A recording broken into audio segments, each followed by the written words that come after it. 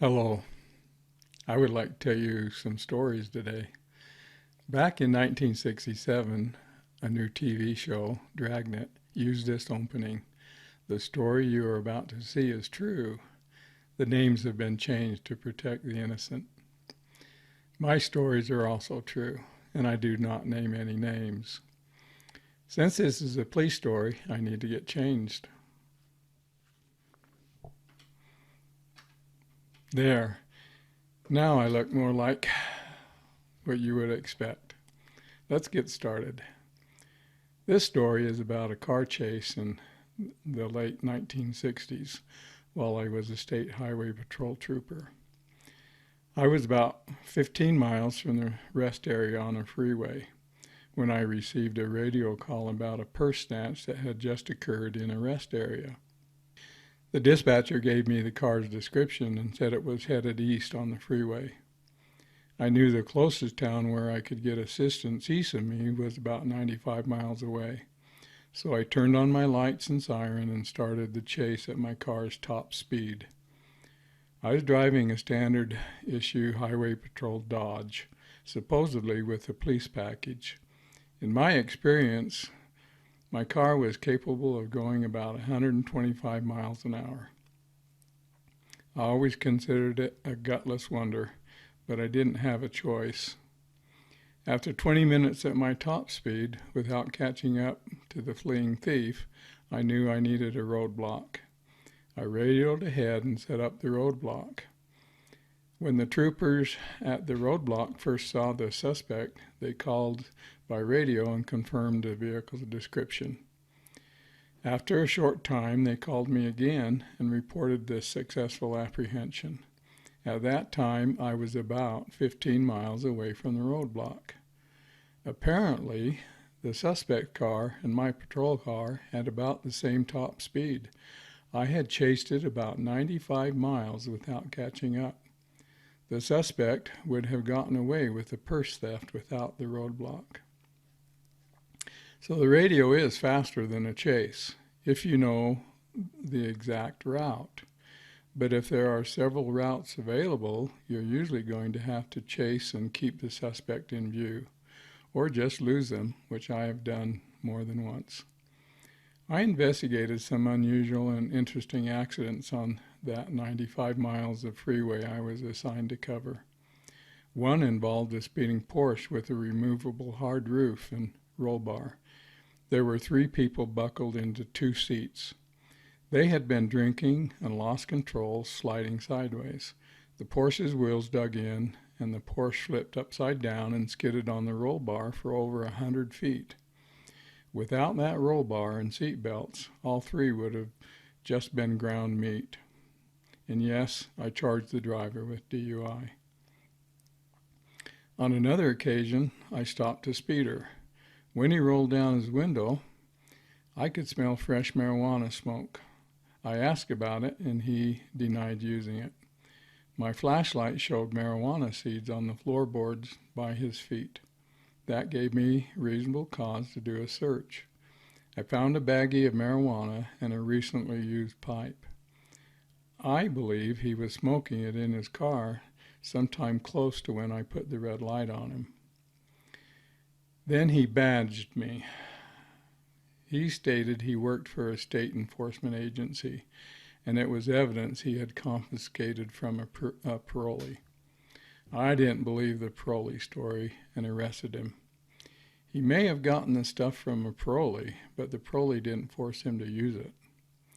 He pled guilty, and I later learned he had admitted it to his employer and lost his job because of it. Being honest is good, but you can't enforce the law on others and then break it yourself. Sometimes, if I wasn't convinced a person would respond to a citation, I would take a driver to the judge to set bail. Once, I took a driver in for possession of marijuana, and the judge set the bail at $25. Soon after that, I took a truck driver in to the same judge for logbook violations. His bail was $100. One was a criminal charge, and the other an infraction that was usually only a warning. Don't ask. I guess the judge was just ticked off at truckers that day. Sometimes you just have to let them go. I was running radar on the freeway about 10 miles from the state border. I clocked a car going 104 miles an hour.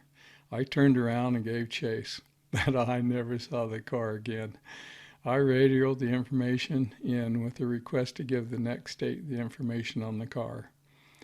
A while later, the dispatcher informed me they had the car stopped and wanted to know if I needed the driver's information.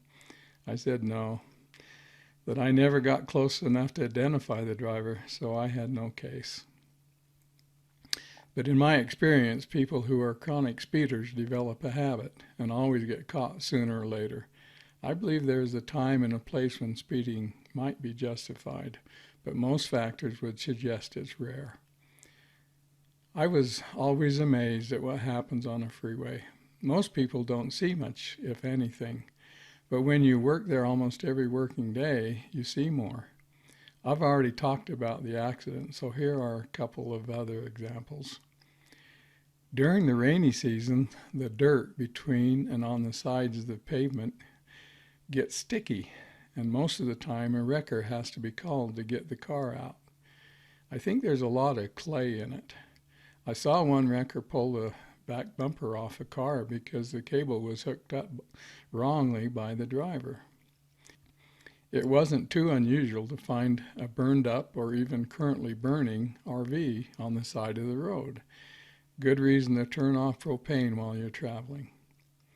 Even though it's illegal to solicit a ride on a freeway, once in a while I would find someone walking along a lane.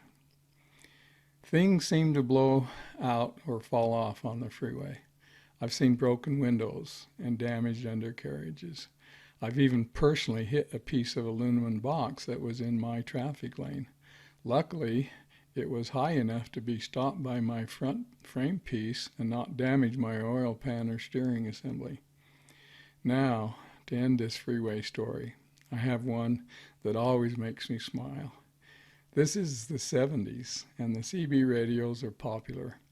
I even had one in my state car.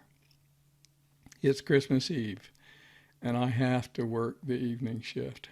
I could hear a group of 6 or 8 truckers talking on their CBs, so I thought I would give them a surprise. My car had a switch that turned off all my lights, even brake lights.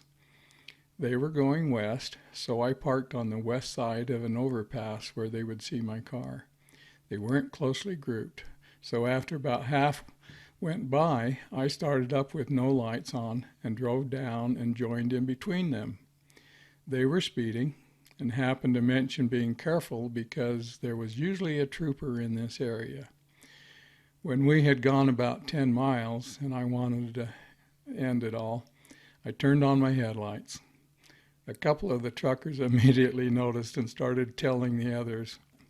I told them I was Skidmark, that was my handle then, and that I was the state trooper they had been talking about, and that I had been driving in the middle of their group for about 10 miles, and that they had all been speeding.